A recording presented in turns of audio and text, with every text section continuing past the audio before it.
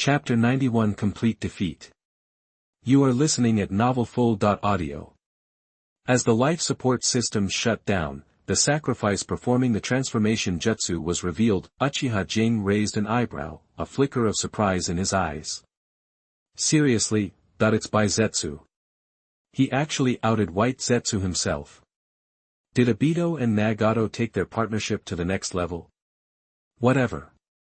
Tobirama Senju is buddy-buddy with Orochimaru now. Anyway, wait a second, even in the original timeline, Orochimaru and Tobirama teamed up, didn't they? Uchiha Kagami shifted his gaze toward Obito. This guy probably spilled the beans on everything but the Moon Eye plan. He's ditching the mask and jumping into the fray. Intelligence exposure be damned. This dude, is he seeing Nagato as a real partner now instead of just a puppet?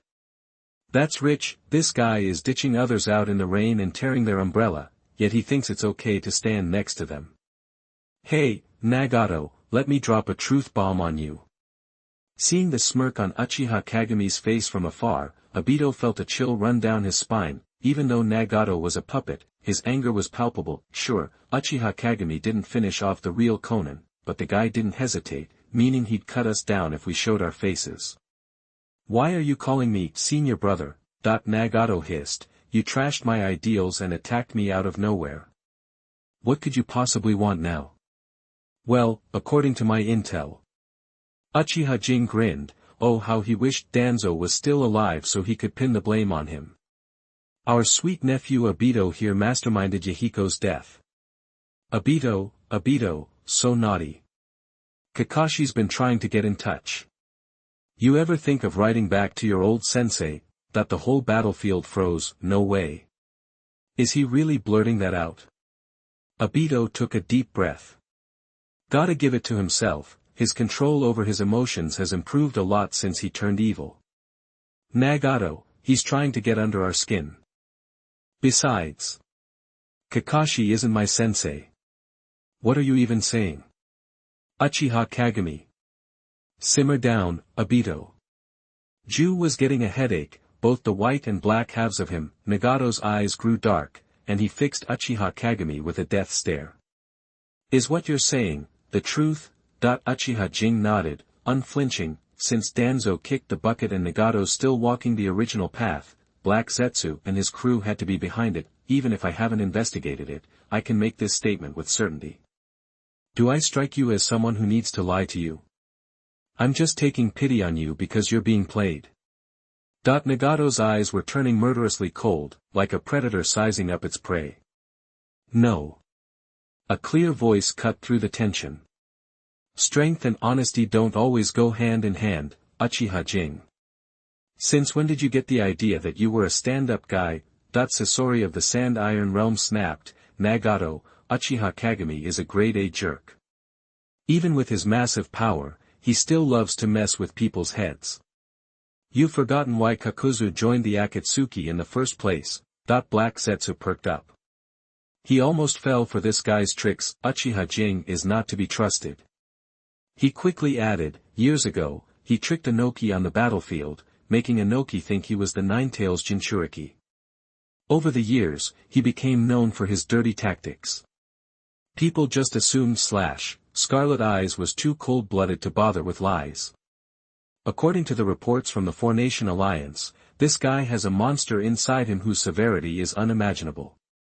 He even used Kushina as bait to goad Minato Namikaze into rebellion, offed Orochimaru, and ran Jiraiya out of town.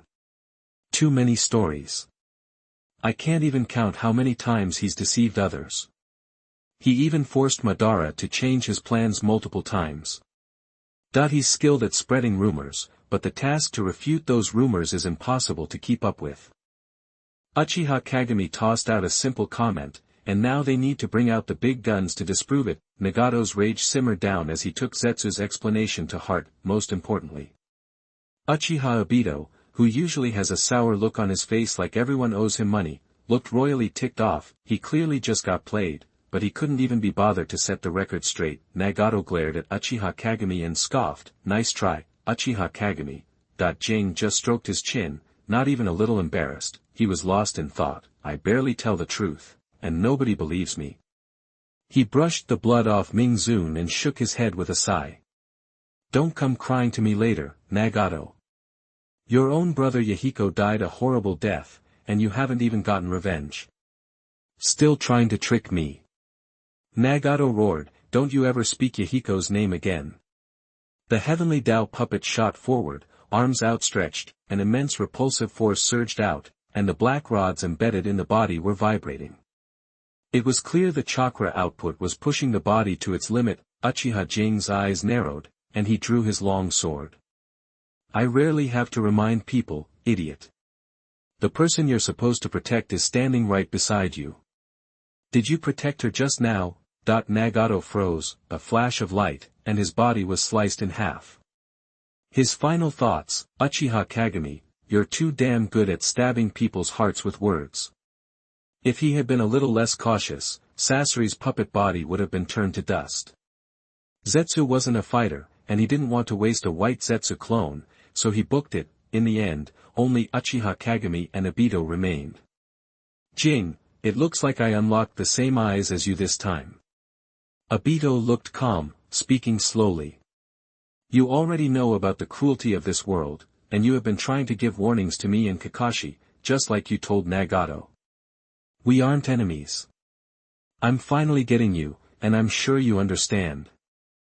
Slash. A torrent of blades rained down directly on Obito, countless strikes pierced his ethereal body, so many and so fast he couldn't get another word out. Uchiha Jing's eyes grew even colder, arms crossed, he watched Obito in the downpour of blades. I promised Uchiha Madara I wouldn't kill you as long as you didn't cross me. Did you forget something? I hate you, no. I despise you. What gives you the right to talk to me about understanding? Stepping closer, Uchiha Jing sneered with contempt. Still hiding behind that mask, Obito. You're nothing but a coward trying to run away from reality. In the swirling storm of blades, Uchiha Obito deliberately halted his intangibility and allowed himself to be torn to shreds. This time, they just wanted to gauge Uchiha Kagami's feelings. Obito didn't want to reveal the power of wood release or his left eye. He also didn't want Uchiha Jing to discover the limits of his intangibility. Uchiha Jing abruptly shook his head in annoyance and turned away. He headed in Kakuzu's direction, and with that, the new Akatsuki's debut ended in utter disaster. Happy Mid-Autumn Festival. Chapter 92 Ghost Lantern City. You are listening at novelfull.audio. You think money's gonna do you any good if you don't save it? Uchiha Kagami tossed Kakuzu, who'd gone limp, to the ground and started a summoning jutsu. Wah! Kagami. Master. Revolver, mouth stuffed with dried fish, swallowed it down in a hurry. Kagami gave him a once-over, looking him up and down with a disdainful look. Almost 900 pounds, right? If you slow down, I'm trading you in for Ninja Cat. Revolver shook his head so fast his fur flew. No way, meow. This is power-weight ratio. I'm the fastest cat in the whole tribe. They're calling me the Orange Flash these days. Uchiha Kagami pulled out a pen and paper from his pocket and drew a map. There's a stone statue at this spot. Head south, under the 7th tree. Dig down about 10.5 feet, and you'll find the cache. Revolver raised a paw in a salute. Got it. His big black eyes glanced at Kakuzu. Man, you got guts, wandering around out here. The land of grass, like the Rain Village, it was a small country stuck between bigger ones. Ever since the one country one village system, it had been torn apart by war after Hashirama died. The nicest thing you could say about the Kusagakure was that they were good learners. Translation: they had no foundation and needed to secretly steal ninjutsu from the big ninja villages. My guess is, that story about Kusagakure almost ruling the world with the help of the Box of Paradise was made up by them. Were there even Kusagakure villages back in the Sage of Six Paths day? Uchiha Kagami didn't have any warm feelings for this country. Because of Karen and her daughter, he understood what Nagato had told him, and he knew the struggles these small countries faced, but, what did it have to do with him? Leaving the land of fire, Uchiha Kagami got a first-hand look at the chaos of the outside world. Forget the thousands of miles of barren land, the scene felt like something out of a post-apocalyptic movie. Small ninja villages turned into shelters, and there were plenty of bandit strongholds. Ninjas weren't bound by any rules anymore, they were just warlords. That's what happens when you have extraordinary power and no one keeping order. It was basically a return to primitive society, where the strong ate the weak. Although the Fire Nation hadn't changed its nature, it had basic systems in place, and the strong gave the weak some protection. More or less, after all, you needed the weak to keep things running. Uchiha Kagami had already taken out a few clueless bandit groups along the way. How dumb could they be? Daring to travel alone. Didn't they see how awesome he was? Moral of the story, even if you want to be a bandit, you need some common sense. According to the intel Uchiha Kagami had gathered, the monster that had escaped from the box of paradise was still holed up in Ghost Lantern Castle. It was smart, controlling a bunch of puppets made from those touched by the box of paradise to collect anyone with chakra. In other words, the monster called Wu was just the strongest puppet controlled by the box of paradise. These crazy artifacts all seem to have similar abilities. Wu Yang could control a terracotta army, and so could this thing. Even the dragon veins from before had a similar function. Was this the underlying programming of the ninja world? The closer they got to Ghost Lantern Castle, the less human life there was. Human bones were scattered everywhere, rotten flesh and human skin hung from the trees, and all you could hear was the cawing of crows. It was like a demon kingdom built on human remains. Sukuna, this fits your vibe perfectly. Want to build yourself a city like this? Sukuna, appearing in a sea of blood and corpses, sneered. That dirty, stinking place isn't worthy of me. But I sense I'm close to the scum who's been stealing my thunder. Swish. Suddenly, a small figure blocked Uchiha Kagami's path. Uchiha Kagami looked down.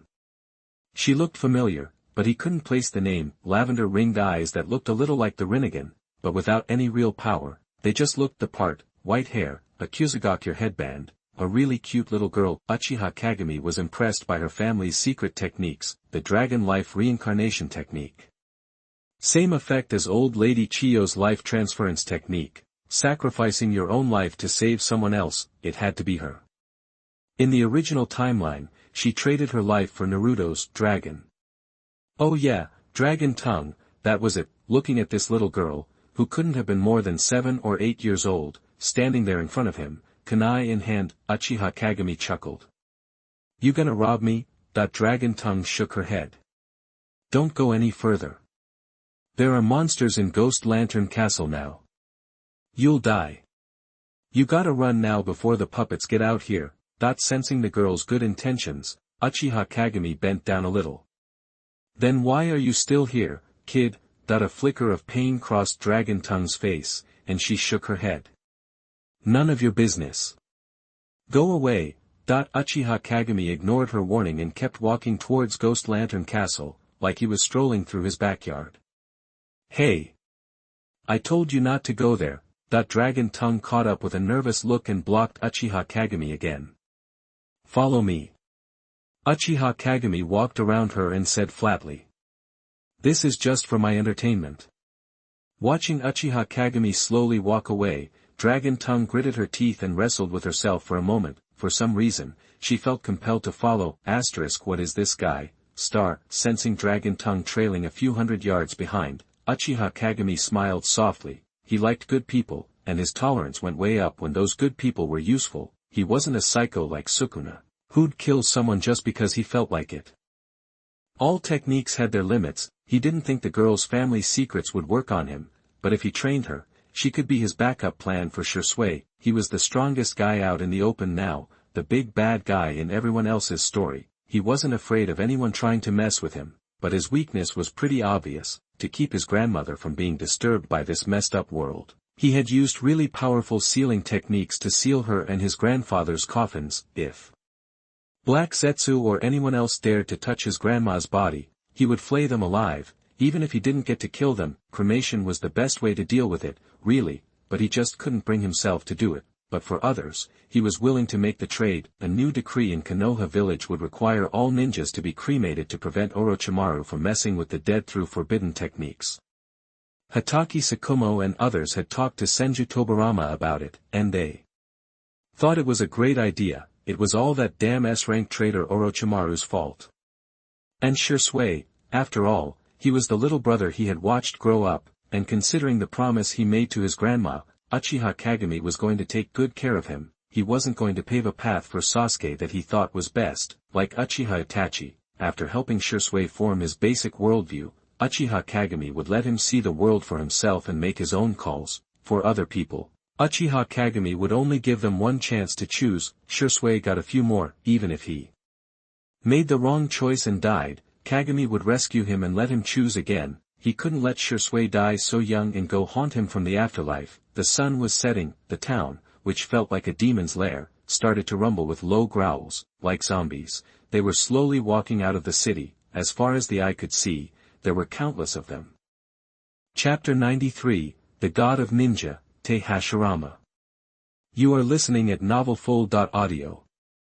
Konoha Village. The old wall is gone now, replaced by a ring of forest around the village. New towns have sprung up on the outskirts, and like anywhere else, the closer you are to the center, the pricier the land. It's mostly commercial stuff, like this street packed with gambling dens and restaurants. For some, it's like a pilgrimage site. One woman has been living on this street for years. Konoha knows she's here but just leaves her alone. Shizun, honey, fetch me some wine, would ya? Tsunade, face flushed, barely lifts her head, holding out her glass. Shizun just stands there, clutching the little pig, Taunton, practically squeezing the life out of him. 4 figures in bamboo hats are standing near Tsunade's table. Shizun can see a bit of their faces through the gaps in the hats. Hey there, Shizun. Hey, a bamboo hat lands right on the table. A tall figure blocks the light from the window. Tsunade looks up, squinting. At first, her eyes are blurry, like she's not sure if she's just drunk. Then surprise washes over her, her pupils widening. It's like she's been struck by lightning. Her eyes lock onto that face, unblinking, all traces of drunkenness gone. The man smiles gently. Tsunade, long time no see. Long black hair, plain white robes. He looks almost exactly as she remembers, especially the voice. The first Hokage, Hashirama Senju. Grandpa. Tsunade, a grown woman, can't help but cry. She sees a few other faces. Second grandpa. Old man. Did you do this? Orochimaru, that a dive bar, and now all the past Hokage of Konoha are here. Tsunade, what's become of you? Still a ninja, or what? Senju Tobirama says, his tone scolding, but his eyes are full of concern, and maybe a bit of guilt. Second grandpa, still the same as ever. What the heck is going on? Reanimation jutsu, Sarutobi Hiruzen sighs. I didn't expect it to come to this. Orochimaru brought me, the first, and the second back from the afterlife. An invisible barrier snaps into place, blocking even the people at the next table from hearing their conversation. Orochimaru gives Shizun a glance, and she scurries off. The first and the old man just got back to the world, Orochimaru says, pulling up a chair and smiling at Tsunade. Sarutobi Hiruzen scratches his head, looking helpless. In front of those two, try to show a little respect. Tsunade shoots Sarutobi Hiruzen a dirty look, takes a deep breath, and sneers. As much as I hate Uchiha Kagami, Orochimaru, your messing with the dead really ticks me off.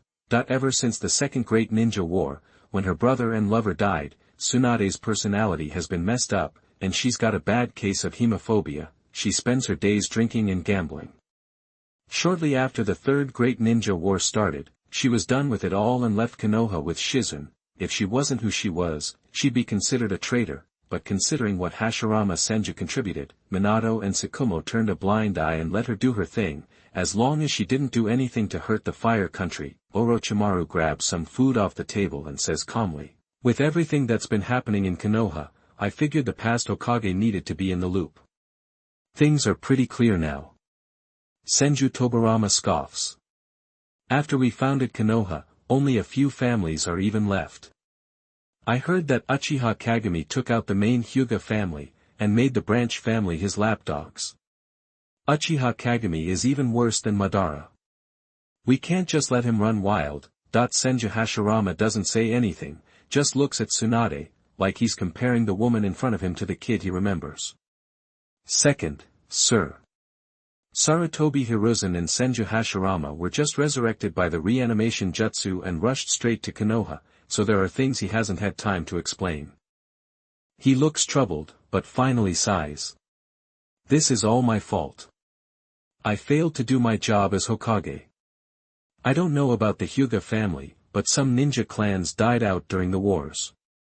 Even during the hard times of war, Danzo and I did some wood-release experiments. Monkey, I already know about this. Senju Tobarama cuts him off. Sacrificing some clansmen to protect the village is nothing to be ashamed of. They volunteered. Right now, we need to fix things. Orochimaru doesn't want to be Hokage, so we'll recognize Minato Namikaze. But we need someone to keep an eye on things. And, take Orochimaru off the S-rank wanted list. We can't let the Uchiha clan run the whole fire country. This peace we have now is temporary. I can see they're going to start the biggest war the ninja world has ever seen. Sarutobi Hiruzen is stunned. He turns to Orochimaru. You became a traitor. Who cares? It's just a label. Orochimaru doesn't seem to care. He looks at Senju Hashirama, he knows the real decisions will come from him. He led a clan during the Warring States period and created the one country, one village system. Hashirama Senju's vision might be limited by the times, but he's no dummy. After listening to Orochimaru's take on the situation, he doesn't jump right to starting a war with the Uchiha clan like Tobarama wants. If Tobarama hadn't mentioned that Uchiha Madara was still alive, he'd have killed Tobarama first and then gone back to the Pure Land. Even though this body isn't as strong as he was in his prime, Orochimaru can't control him. He thinks we shouldn't worry so much about the dead. Let the next generation figure out what the future holds. Tsunade. When Hashirama Senju speaks, everyone listens. He looks at Tsunade with pity. The war still hasn't stopped. I'm so sorry you've had to go through so much. Boom. Ah. Ah. Tsunade can't hold it in anymore. She flips the table, falls into Hashirama Senju's arms, and sobs. She's been keeping it bottled up for too long, and she has no one to talk to. You can only keep drinking, and only when you're not so aware do you not feel so much pain. After a while, Tsunade wipes her tears, her eyes red and swollen. Senju Hashirama slowly stands up. Big brother. I'm going to Konoha to check it out. You said Madara's face is carved into the mountain. I'm interested. I'm also going to talk to that kid who looks like Madara. Senju Tobarama says, his voice deep, brother, that Uchiha brat is powerful. You're not as strong as you used to be. Boom. A terrifying aura fills the barrier, pressing down on Senju Tobarama. The heck? Those deep eyes are like bottomless black holes. Orochimaru feels like he can't move, like he's facing some natural enemy. Even in this form, he has that kind of power. Is this the god of ninja? His voice is low, and every word is like a mountain. I told you, I'm going to check it out myself. You guys just wait here. Don't do anything. Chapter 94. Do you remember how many slices of bread you have eaten? You are listening at novelfull.audio. Senju Hashirama followed the caravan into Konoha, eyes wide, like a country bumpkin seeing the big city for the first time. The place wasn't quite as he remembered. The old buildings were mostly gone, replaced by shops selling goods he barely recognized. Save for the weapons dealers, most merchants prefer a stable environment, and Konoha offered just that. Sure, the profit margins might be slim due to set prices, but things sold easily, and you didn't have to worry about bandits. Konoha's ninja couldn't protect the entire land of fire, but they could definitely keep the major trade routes safe, even without walls. Checkpoints guarded by Uchiha Sharingan and Hyuga Byakugan kept hostile ninjas from sneaking in, but Senju Hashirama, he could slip past anyone. Even a Mangekyo Sharingan wouldn't see him coming. After hours of wandering the streets, Hashirama realized the biggest difference: order. Everyone seemed to know their place, they followed the rules and respected them. When the Uchiha guard had initially been in charge of maintaining order, Hashirama had felt uneasy. Despite the lack of major incidents, it wasn't the Uchiha's fault, but the villagers. The Uchiha acted strictly according to the rules, valuing the law above all else, but in a new village, most residents were related. Punishing one person could offend many. You couldn't expect people not to resent seeing their loved ones punished. Blood is thicker than water. Was the law above emotion, or was the law just a reflection of it? A question debated for ages. Senju Tobarama hadn't been wrong. The Uchiha were indeed the most suited to enforce the law. Hashirama noticed several near conflicts within the caravan dissolve the moment the Uchiha patrols came into view. Any group with too much power for too long would become corrupt. He and Tobarama knew this, which was why they disbanded the Senju clan. Otherwise, with their reputations, the Hokage position would have become a Senju monopoly, but the proud Uchiha wouldn't stand for that. However, the Uchiha were too prone to extremes. Tobarama's solution was to keep them in check. They couldn't be allowed to hold ultimate power. Those who maintain order must not be emotional. What if a Hokage, who was also a Uchiha clan leader, lost control? This wasn't prejudice, but the conclusion Tobarama Senju had reached after countless observations, all for the sake of the majority. He wouldn't gamble the villages, or even the ninja world's future on whether or not the Uchiha could keep it together. Tobarama certainly hated the Uchiha, but he recognized the talent of Minato Namikaze, whom Uchiha Kagami had chosen as Hokage. He just didn't want to take any chances. Uchiha Kagami was still young, and it was only a matter of time before he developed the ambition to rule the ninja world. He didn't want that kind of future. It all boiled down to, Senju Tobarama was tired of war. If he had firmly opposed the creation of Konoha, even threatened to die, the village wouldn't exist. He was also a product of war, born and raised in it. That's how the ninja world was. Every survivor longed for peace in their own way, but it triggered wars again and again. Well, except Danzo. On the road to the Hokage building, Hashirama looked up at the twin peaks and smiled. Madara. If you'd been the second Hokage, maybe the village would look like this. No, probably not. I hate to admit it, but you really weren't ready back then. If only Izuna hadn't died. Reaching the Hokage building, Hashirama knew he couldn't avoid detection for long. The barriers were like flimsy spiderwebs to him, easily broken, but too much of a hassle to sneak past unnoticed. After a moment, he subtly altered the technique he was using. In the Hokage's office, Minato had just finished dealing with a local official. It was lunchtime, and he pulled out the bento Kushina had made for him. Before he could open it, he sensed a faint chakra fluctuation. Gripping his special kunai, he eyed the potted plant in the corner. A hand emerged from the leaves. As Minato was about to throw the kunai, a deep voice came from the plant. Sorry to barge in like this. An emerald green figure materialized. Hashirama Senju removed his hat, a warm smile on his face. Hokage, my name is Senju Hashirama. I need to ask you something, if you don't mind. Ghost Lantern Castle, like standing before the gates of hell, the walking corpses burned with crimson flames, like lotus blossoms made of karmic fire. From a distance, it was eerily beautiful, like 1,000 lights. Long she stared, disbelieving. No earth-shattering power, not even a hand seal. Tens of thousands of zombies turned to ash in an instant. Uchiha Jing, hands in his pockets, careful of the filth underfoot, walked slowly towards the city. Longsha's legs seemed to move on their own, following him. Suddenly, a deafening roar startled her, and she stopped. The sound of flapping wings filled the air. An enormous monster stood on the city wall. Its limbs were powerful, muscles bulging, radiating strength. Huge wings sprouted from its massive head. Ferocious fangs lined its bloody mouth, giving it an aura of pure evil, a product of the box of bliss, born with awareness, moving with intent. Wuk.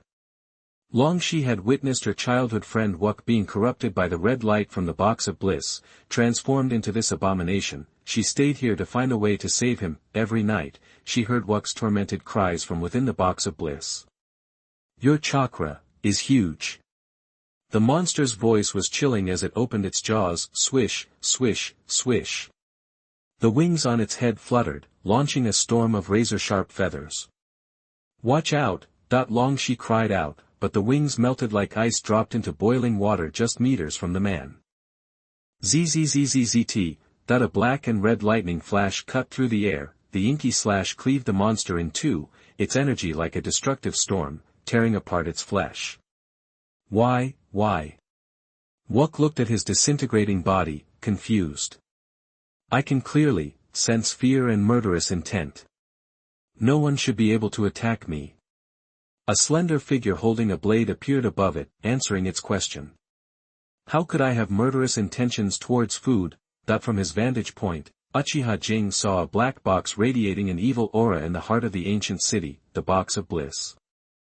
Chapter 95 Share. You are listening at novelfull.audio. Chest of Bliss, the legendary weapon from the Sage of Six Paths era. It was a box with faces on all sides, each showing a different emotion: joy, anger, sorrow, and happiness. Reddish mist curled off of it. That's the one. Big-time energy hog. Sukuna, propped against the corpse, eyed the Box of Bliss through the Sharingan. Before Kagami snatched the dragon vein, Sukuna, with his cursed spirit abilities, could absorb about 3/4 of all the negative energy in the ninja world. That was huge, enough to keep him evolving and amassing power, but since those outer realm nasties broke through the seal, the negative energy Sukuna could grab became next to nothing. He was sealed, after all, unlike those other monsters. That's why he bitched to Kagami about it being unfair. When they were both sealed, he was pulling down 30% on his own merits, leaving the rest for trash mobs. Now those others were getting almost 100%, while he was stuck lapping up the scraps. Total BS. He was the king of curses. Sukuna had briefly taken control of Kagami's body just to get a feel for the outside world. He was sure that without the seal, he could easily snag 50% of the energy, get rid of the dead weight, and he'd take it all. If Kagami would just let go, he'd become the strongest in this world. Kagami, why wouldn't he just die already? Sukuna was battling it out in his head, but he wasn't about to say any of it. He knew how poisonous this kid's mouth was. Besides, the kid was so thick-skinned and shameless that arguing with him just meant Sukuna would be the one fuming in the end. Schlick star, the Mangekyo Sharingan activated, and a black and red blade of energy shot toward the Box of Bliss. Boom, star, the stone slabs around them shattered, but the attack didn't even scratch the Box of Bliss. Unlike the indestructible Sage of Six Paths stone tablet, the Box of Bliss gave Kagami a strange feeling. It was like the slash's power had been shunted to another dimension. Maybe it was contained within the inner darkness. A few more black slashes followed, and the feeling was the same. The Box of Bliss seemed to lack a physical form, existing only as a mass of spectral energy. He remembered that in the original timeline, the Box of Bliss wasn't destroyed but tossed into the sea by the Ox King. The fact that it survived from the Sage of Six Paths time to now meant it was special in some way. Kagami hadn't just been hanging around his grandmother all these years.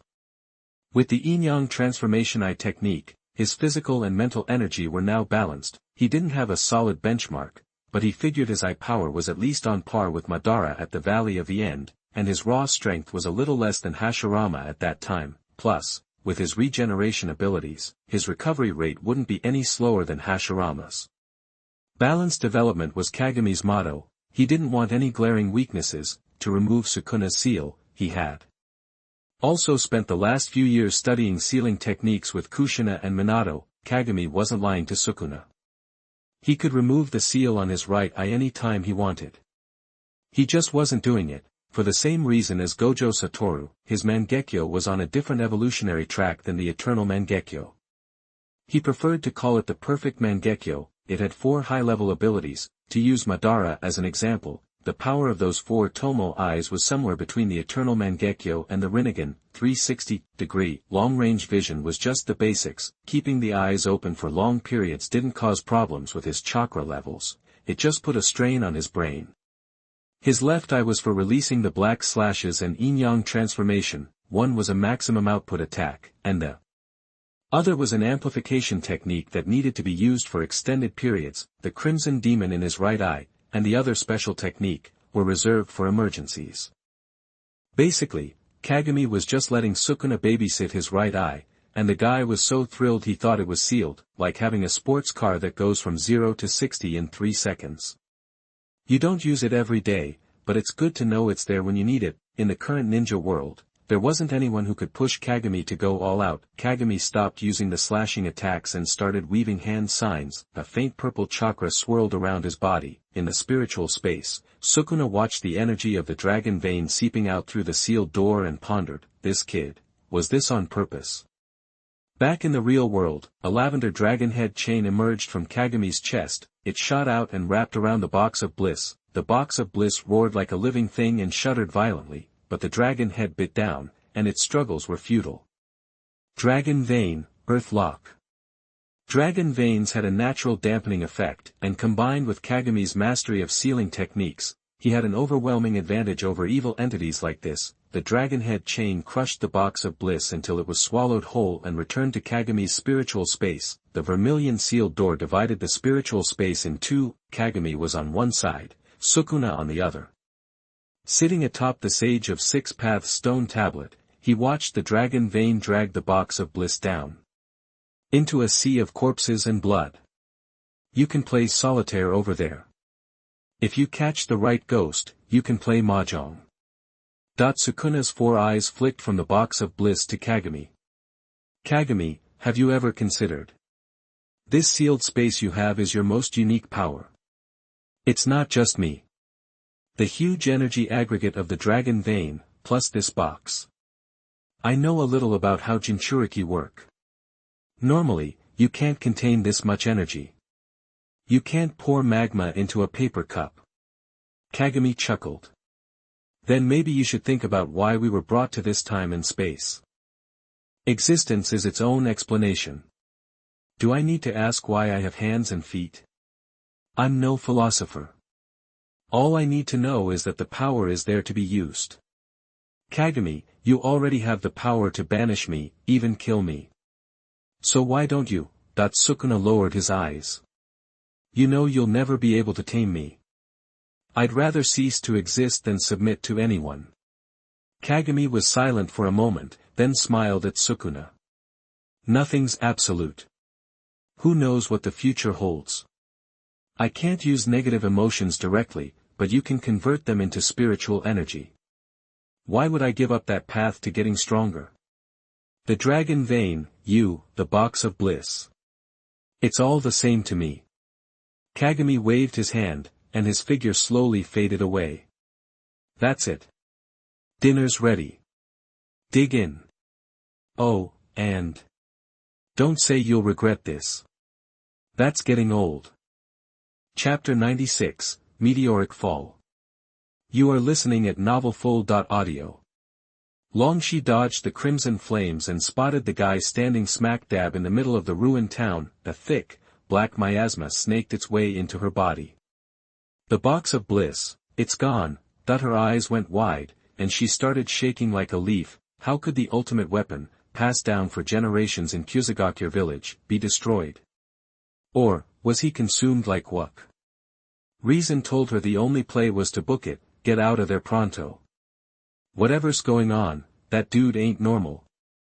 As the last tendrils of black miasma vanished, Uchiha Jing inhaled deeply and cut off his sensory perception. The box of bliss was packed with negative energy, enough for a serious XP boost. Just cause the box of bliss went poof didn't mean that negative energy was going straight to Sukuna's bank account. Think of it like the box was a racket, and now that it's gone, other evil forces are gonna carve up its turf. The ninja world is swimming in negative energy, so, where's that energy gonna go before these monsters break their seals? Tailed beasts, most likely. Some of it gets soaked up by the tailed beasts, or, to put it another way, it's human negativity messing with the tailed beasts. Originally, the tailed beasts were cool with humans and everything, guardians of the ninja world. They ain't cursed spirits or evil gods. Tailed beasts are born pure, they got room to grow. They can't, and won't, just transform that energy. Take the nine-tailed fox, for instance. If he wanted, he could tap into the Earth's natural energy. Why would he bother with negative vibes? But even the nine-tailed fox got hit by human spiritual pollution. He realized it later and bailed to the boonies. We all know what happened after that. Uchiha Madara snagged him, and then Senju Hashirama locked him down in solitary. Kurama, once a champion of love and peace in the ninja world, became the nine-tailed demon fox, fueled by hate. Seriously, who do I talk to about that? No wonder he had a grudge against Uchiha Madara.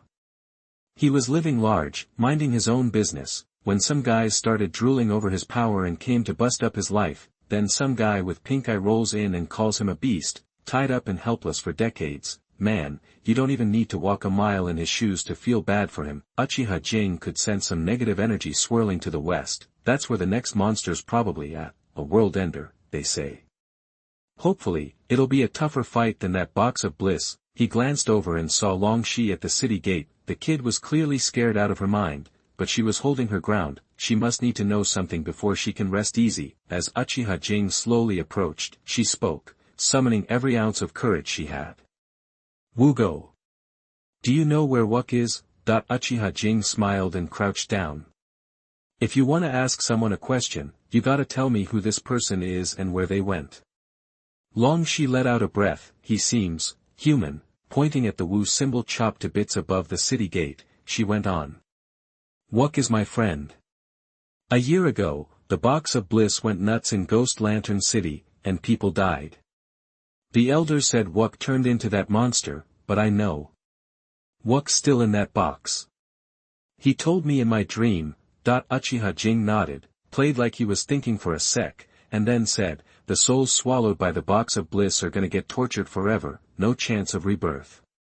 Meaning, they're never making it to the Pure Land. Longsha's eyes welled up. Why? How could this happen? She grabbed Uchiha Jing's sleeve, her eyes pleading. Please, Wuk's hurting bad. You gotta save him. Save him? Uchiha Jing shook his head. He's already gone. There's no saving him. Longsha's hand dropped, limp, and tears streamed down her face. Uchiha Jing gently placed his warm hand on her head and whispered, his soul's been tainted. All I can give him is a clean end. What you gotta do is live a good life. If Wuk was your friend, that's what he'd want too.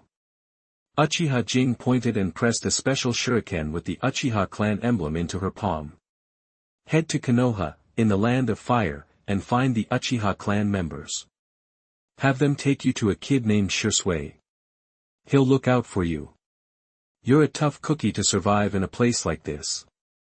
You got this, right? Long Shi took the shuriken, dazed, and looked up at Uchiha Jing, tears in her eyes. Uchiha. Even though she was young, she'd heard of the Uchiha name. They're the most famous clan around these days, running the Fire Nation. She didn't know how strong they were, but Miyuk had told her the Fire Nation was the only safe haven in this messed up world. She clutched the shuriken. Can Wuk really find peace? For sure. I guarantee it. Uchiha Jing stood there, watching Long Shi walk away, glancing back every few steps. Sukuna's voice piped up. Ha! What a load of bull. Sukuna recalled what he'd put Yuji through, and how he wouldn't lift a finger to save Yuji's friends, no matter how much he begged. Finding that little punk Wuk in the box of bliss is a snap. Your yin-yang release skills can scrub away the gunk, easy. Telling the kid there's no hope. That's how you cut off, what was it? You keep saying it. Bond? Bond's a lame word. Uchiha Jing spun around, headed the opposite way from Long Shi, and said casually, she's got a rare reincarnation technique. Think of it as me buying insurance for Shisui. Sukuna sneered. Your Uchiha's eye-opening thing is pretty interesting. You're planning on using this girl to trigger your brother's Mangekyo? You're worse than me, Uchiha Kagami. Uchiha Jing shook his head. Don't make me sound like some control freak, bro. Can't you just think I'm being a decent human and trying to help a poor little girl? Sure.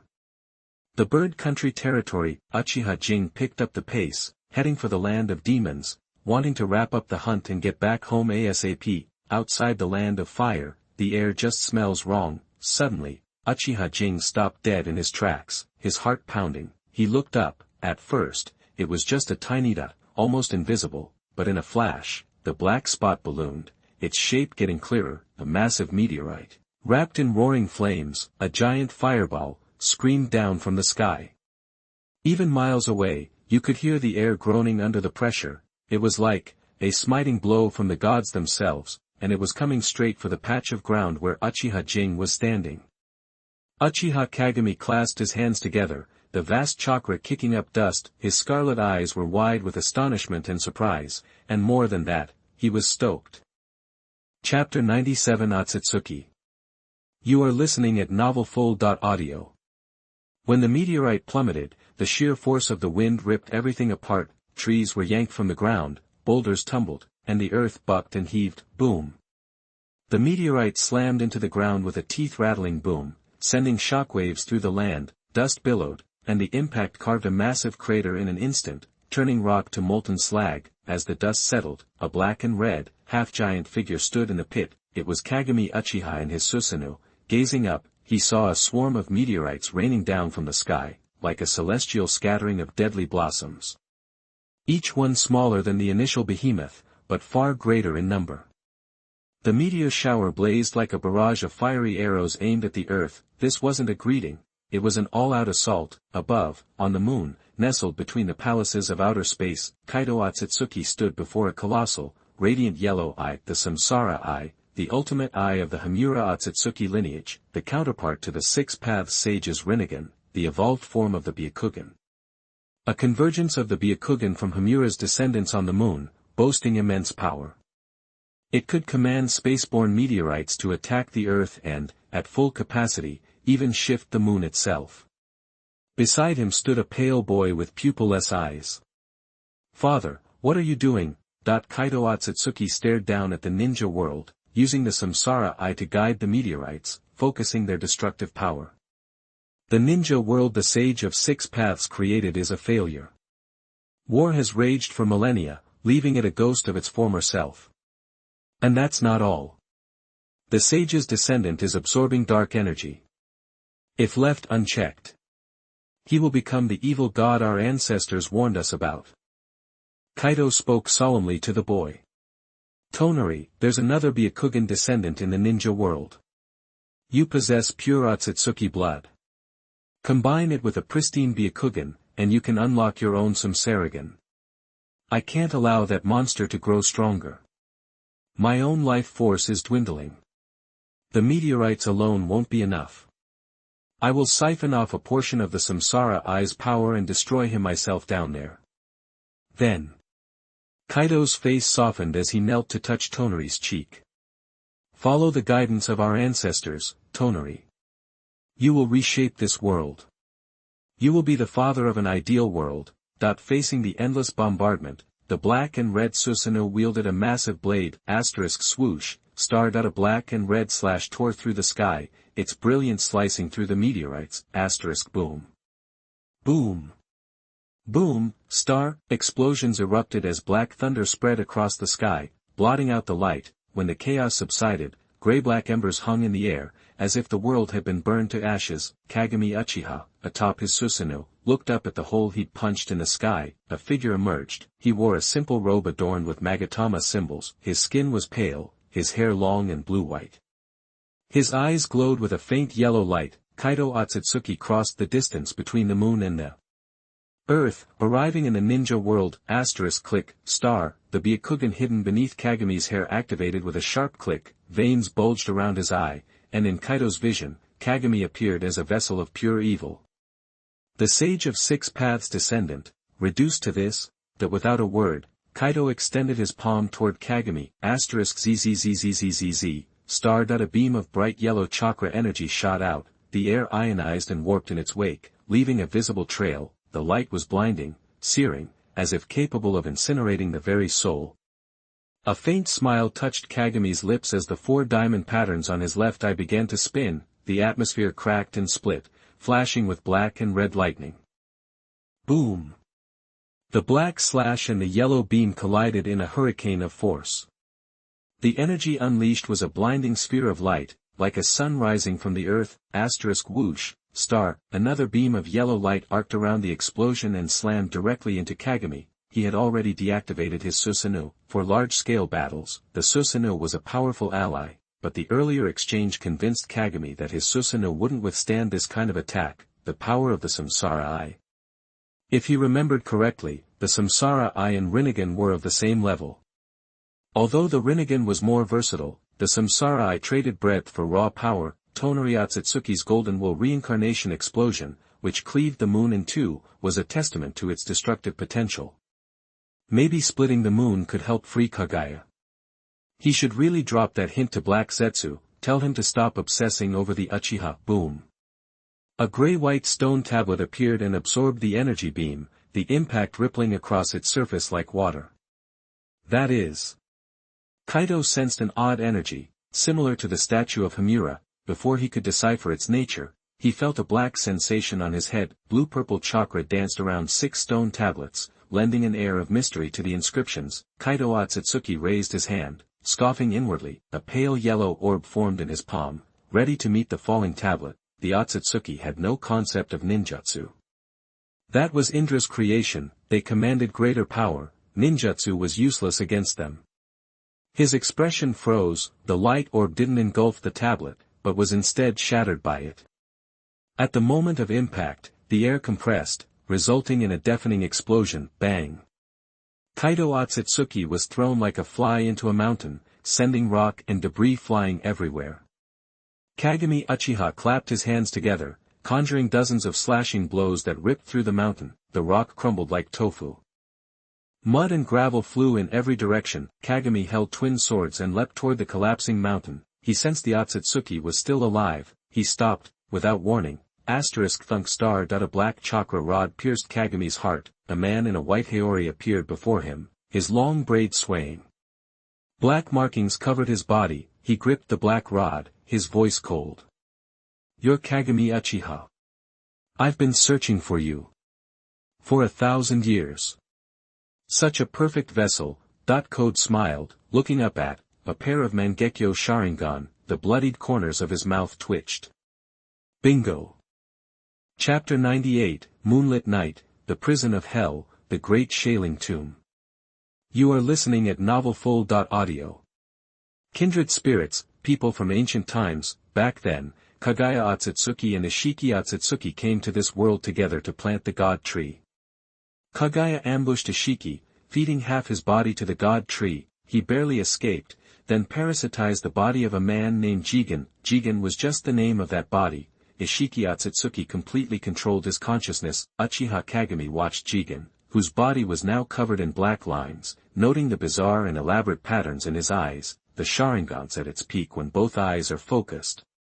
Uchiha Kagami's eyes were even more powerful than the eternal Mangekyo Sharingan. After balancing yin and yang, his temperament wouldn't become cold and gloomy like normal. This was a deep, endless darkness. A hint of black began to spread outward from Uchiha Kagami. It was like a drop of ink falling onto the canvas of the sky. Jigen sneered inwardly, looking directly into the Sharingan without fear.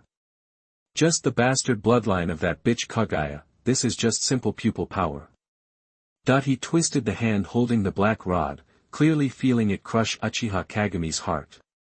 As long as the brain's intact, this body's still usable. Actually, Uchiha Kagami's body isn't that compatible with me, but it's too perfect, with a perfect balance of yin and yang, like a perfect circle. No need to worry about compatibility. This body will definitely let me resurrect completely.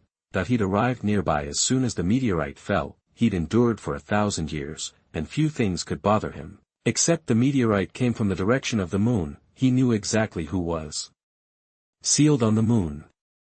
Kagaya Otsutsuki, the bitch who put me in this state. My injuries haven't healed yet, and I can't move freely. If Kagaya breaks the seal now, Kagaya's power after eating the fruit of the god tree surpassed my peak. If she escapes and uses infinite Tsukimi again, there's no escape. I just wanted to find out who summoned the meteorite, but I got an unexpected bonus. Uchiha Kagami. Of course, I've heard of that name. The strongest Uchiha of this era is probably on par with Uchiha Madara from decades ago. I saw Uchiha Madara from afar and decided the people of this clan aren't suitable to be vessels for my resurrection. The Senju and Uzumaki aren't suitable, either. Their pros and cons are too obvious. If used as a vessel for resurrection, they won't last for years. Better to stay in this body and keep looking for a container to complete my reincarnation. Uchiha Kagami. This guy, just a descendant of Kagaya, actually possesses such a perfect body. And it seems he knows I exist and sent people to look for the monk named Jigen. Doesn't matter if I can't figure it out, once I occupy this body, I can just read his memories. Powerful chakra flowed into Uchiha Kagami's body along the black rod, engraving the wedge mark on his skin, the so-called wedge. It's a unique ability of the Otsutsuki clan, turning all their data into data and injecting it into the body of another person. The person who is injected is called a device. The black, diamond-shaped mark called the wedge will appear on the palm of the device. Simply put, a wedge is a compressed package. Once decompression on the device is complete, the Otsutsuki has been completely resurrected. This setup, it's like Kagaya Otsutsuki being resurrected in Uchiha Madara's body, or like Sukuna's fingers. As long as the person who eats the finger is compatible enough with Sukuna, Sukuna's soul will awaken within them. Consider it a standard ability for monsters and demons. Feeling a blockage in his chakra flow, he spoke. Give up the pointless resistance. For a lowly creature like you to be the vessel for my resurrection is the luckiest thing that could happen. I'll preserve your consciousness. You'll be the last proof that this planet ever existed.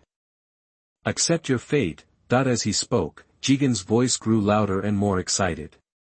That bitch is still sealed on the moon. After I reincarnate, I'll plant the god tree again and harvest the chakra fruit.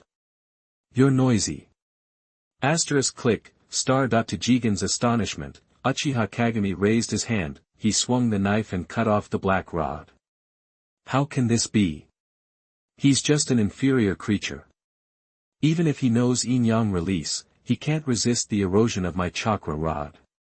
There's a huge difference in power. Let those crimson eyes seem to see right through him. Uchiha Kagami slowly swung the long sword in his hand, his voice indifferent. It's normal for you low-class Otsutsuki to be unable to comprehend the power of the Sharingan.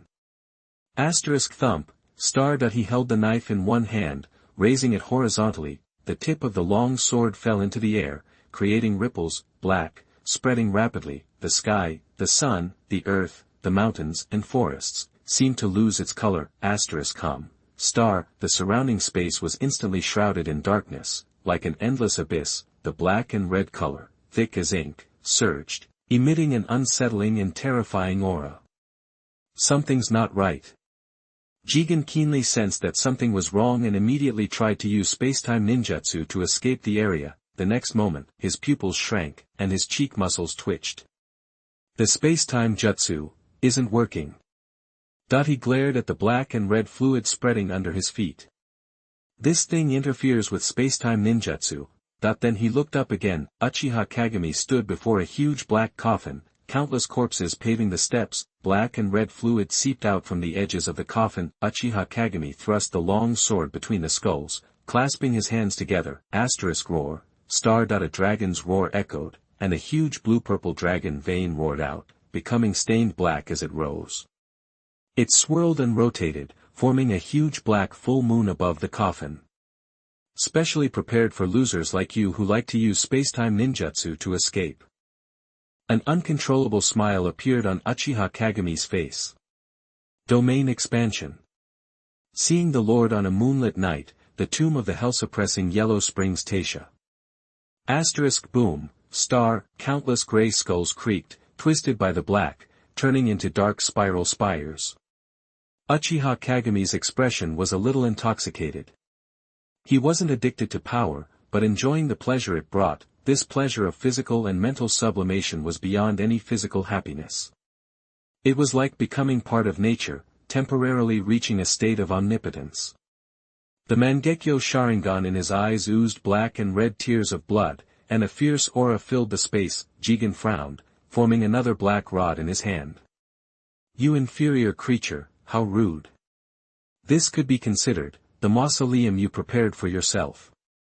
Clang, star. Uchiha Kagami drew his long sword, black chakra flowing along the hilt and staining the blade, with deep red lines extending like branches. He raised his head and eyebrows, looking down at Jigen with the attitude of an absolute superior. Low-class people need to show respect to the noble Uchiha. Boom. Star. In the lightless area, sparks flew from the black rods and the black blades.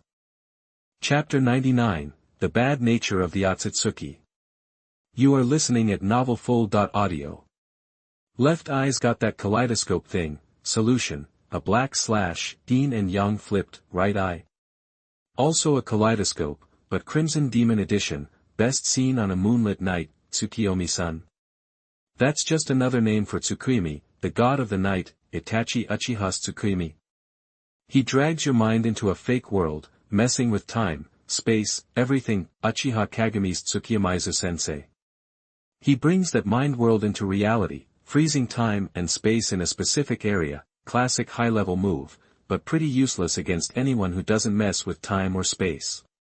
Moonlit Night Sword God, Jinyu Huangquan Tai Shaling isn't just one-eye trick, it's built on the Moonlit Night Sword God framework. It's all about controlling the dragon veins for power. It uses the 10 shadows technique, darkness walking technique, sealing technique, and even field deployment stuff borrowed from Sukuna, but most importantly, it's Uchiha Kagami's ultimate eye power, the whole package. He was planning to keep Sukuna around, let him get strong, then use this field to completely shut him down. Uchiha Kagami never doubted Sukuna's potential. He knew Sukuna would figure something out from it, find a way to fight back, but, so what? He always thought Sukuna needed to evolve to keep up. He wasn't going to play it safe, just like he told Sukuna. Uchiha Kagami wasn't scared of risks, wasn't scared of anything, he was ready to die anytime. There are no shortcuts to real strength, it's about breaking those life and death chains, over and over, boom. The black rod and sword clashed and bounced apart. Jigen, all business, swung the rod hard, creating a pressure blast aimed right at Uchiha Kagami. Uchiha Kagami stepped aside, dodging, then went for Jigen's ribs with the sword, kidney shot, clang. Jigen reacted quick, pulling the black rod back, blocking the attack.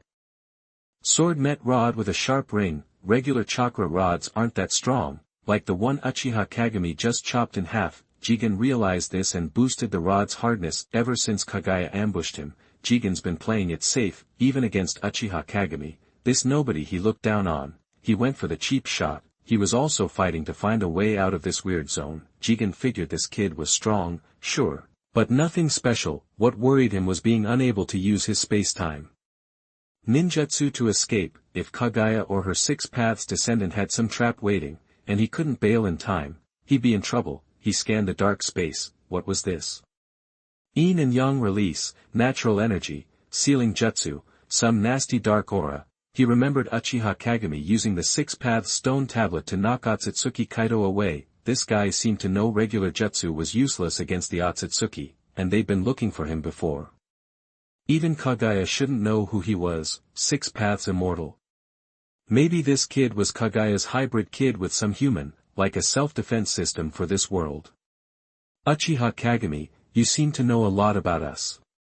Jigen dodged and weaved, easily blocking the attacks. Uchiha Kagami's taijutsu was strong and fast, but he wasn't Kagaya, and taijutsu was one of Jigen's strong suits. The sword flashed, a wild storm of strikes. Kagami chuckled, studying apes is basic human stuff. Jigen shook his head. Trying to distract me with talk. It just makes you look like you're showing off. Distract? Uchiha Kagami's smile vanished. He got serious. I really do think you're an inferior race. Long lifespan, naturally strong, resurrected in digital form. And all you do is herd the tentails, feeding the Otsutsuki to grow a sacred tree. Uchiha Kagami laughed. You guys remind me of a joke. 2 farmers are dreaming about what it's like to be the emperor. They decide the emperor must plow the fields with a golden hoe. Ha ha ha ha, aren't you the ones plowing the fields with golden hoes? Black and red lightning crackled from the blade, swirling black energy, and he swung. For thousands of years, no progress, just collecting stuff. No real growth in strength, from birth to death. You don't even know how to use your powers right. Whenever you're in trouble, you just think about reincarnation and resurrection. Uchiha Kagami's eyes were full of scorn, real contempt. Jigen's face tightened. Never, no one had ever dared to look at the Otsutsuki like that. So afraid of death. You'd rather live as a parasite for 1,000 years. That's what we're counting on. That's why I judge you as inferior. The sage of 6 paths who created the pure land, Hashirama Senju who brought peace, Uchiha Madara.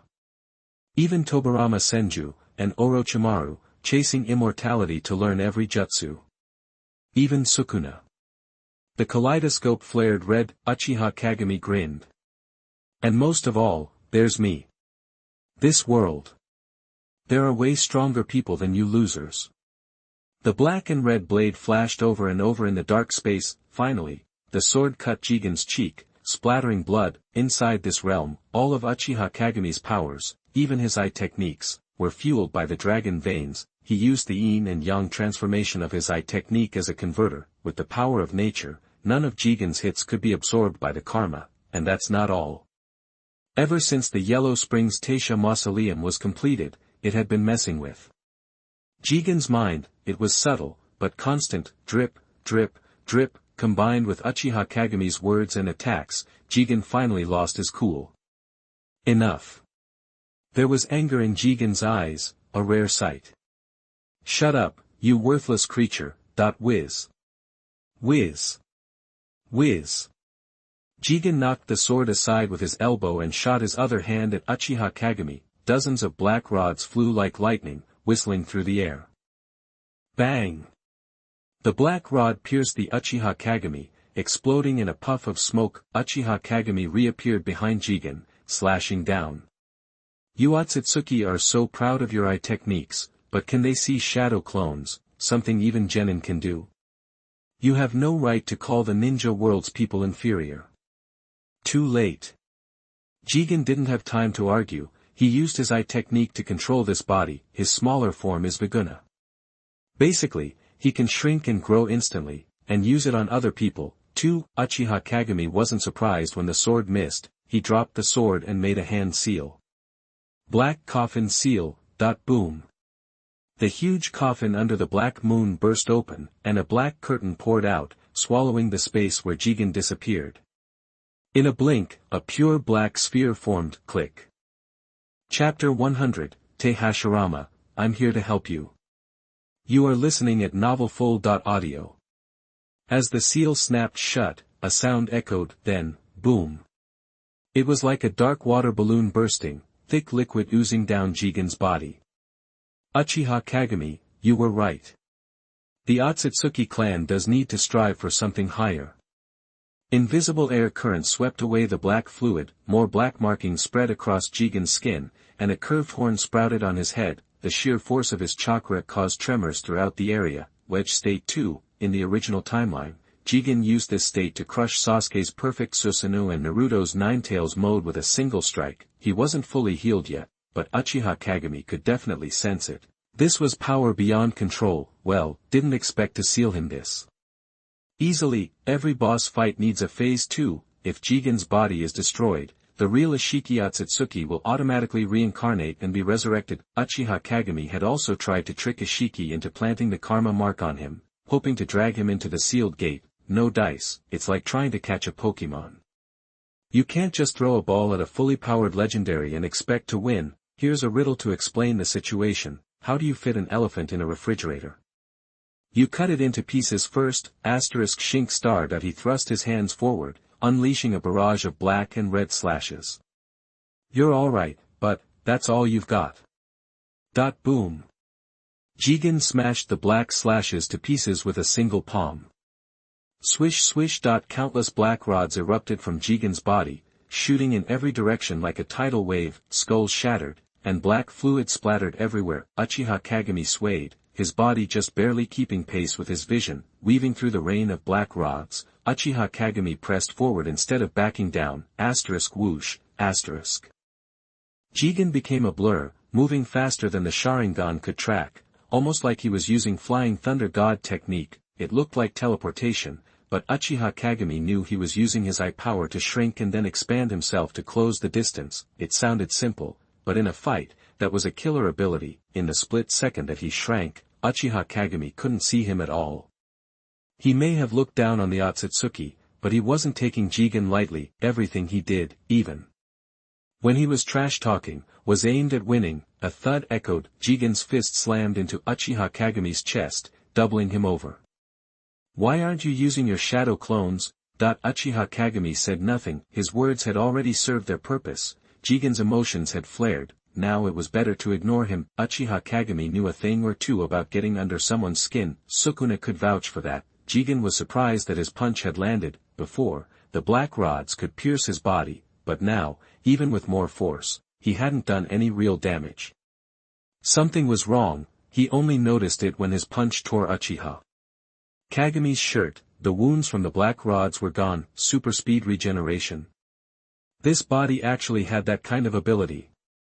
Focusing, Jigen grabbed Uchiha Kagami's head. Uchiha Kagami leaned back and raised a finger. He touched Jigen's wrist, ****, the slicing strike let out a sharp whine, unleashing maximum cutting force at point-blank range.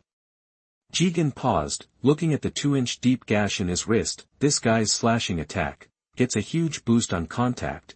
The guy had a trick for everything. He was starting to see the Uchiha clan in a new light. Meanwhile, Sukuna watched the fight in the spiritual space in silence. Both Uchiha Kagami and Jigen's timing and strength were impressive. He remembered what Uchiha Kagami had told him. There really were guys in the ninja world who could kill him. It was intriguing. Otsutsuki. What would this inhuman creature taste like? Jigen's attacks grew faster and faster, a blur with no pause between movements. One moment his fist was raised, and the next it was impacting his body. Is this the area you're so proud of? Pressing Uchiha Kagami down, Jigen sneered. You think you're trapping me, but you're just limiting your own escape. Then again, maybe you don't have any space-time abilities, so there's no way out anyway. Uchiha Kagami didn't even bother to respond. Any ninja who could use summoning jutsu had space-time abilities. His indifference only fueled Jigen's scorn. He stopped caring about chakra consumption and attacked even more relentlessly. Uchiha Kagami was getting his butt kicked, taking serious damage all over his body. You little brat. Where's that attitude you had earlier?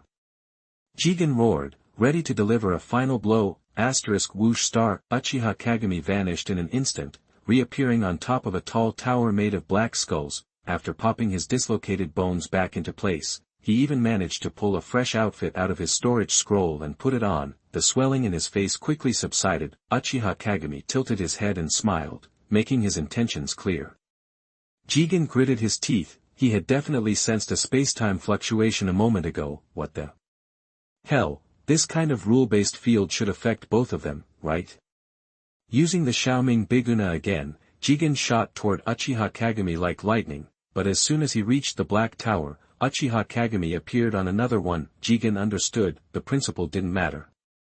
All he needed to know was that the kid was using the Black Towers as points to teleport between. Jigen looked around, quickly counting the Black Towers. 88, he could just target all 88 locations. Just as he decided on his course of action, the Black Towers began to move, and in a chaotic pattern. Yeyue Jianzuan, Taishaling, the prison of Huangquan. The most important aspect was the word prison. After all, the intention was to tame Sukuna, not kill him. He was provoking Jigen, forcing him to use his eye power repeatedly. He would wear him down until he had to reincarnate, until his strength was completely spent. Uchiha Kagami wasn't arrogant enough to fight Jigen head-on. He just wanted to practice his taijutsu, not that being unafraid of death meant you should go searching for it. Jigen saw through Uchiha Kagami's plan. He wasn't stupid. He wouldn't waste chakra chasing Uchiha Kagami. He spotted one place and bolted toward it, the Black Moon. He had realized that the Black Moon was what shaped this entire area, so attacking it would have an effect. The Black Moon squirmed, as if something was about to hatch from within. Boom. A massive figure blocked his path, standing between him and Jigen. The terrifying, monstrous troll was clad in black and red armor, Mohula powerful armor. Susanoo. Uchiha Kagami stood on the Black Tower with his arms folded, looking up. The domain's massive energy consumption was being shouldered by the Black Moon, which was transformed from the dragon vein. Of course, Uchiha Kagami had to give it a bodyguard. At the same time, outside the dome, above the ruined land floated a pure black sphere. Jigen couldn't see the outside world, but Uchiha Kagami could. His domain was fundamentally different from the way the real world worked, functioning more like a jutsu. Otsutsuki Kaido burst out from the rocks, attacking the black sphere with everything he had. In his mind, Uchiha Kagami was about to turn into a monster, and he needed to stop it, but no matter how hard he tried, even when he summoned meteorites to strike it, he couldn't even scratch it. Half of Uchiha Kagami's shadow clone's body poked out of the black ball, the original body was holding on to him to deal with any special circumstances, and now, a special circumstance had arisen, a figure had sensed the disturbance and was approaching rapidly. Only someone unafraid of something like meteors could show up here.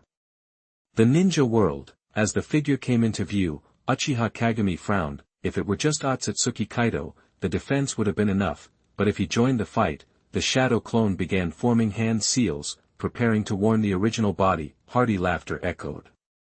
Uchiha Kagami, you're the one causing this ruckus. Making quite a commotion. I have something I want to talk to you about, regarding Madara. Haha. In any case, we're comrades from Konoha, so let us help you stop this guy first. Boom, above the ruined earth, a gigantic wooden dragon exploded from the ground.